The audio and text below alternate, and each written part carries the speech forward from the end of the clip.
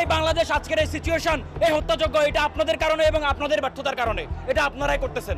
আপনারা যদি সঠিক বিচারটা করতেন, শুরু থেকে যদি এটা মেনে নিতেন, তাহলে এত কিছু কোনোদিন হইতো না।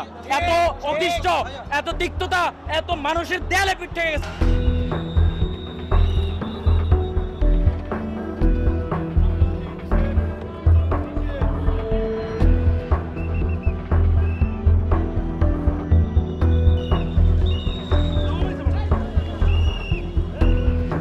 আপনাদের যত দাবি আছে সেই দাবিগুলো আমরা পূরণ করব এবং দেশে একটা শান্তি শৃঙ্খলা ফিরিয়ে নিয়ে আসব।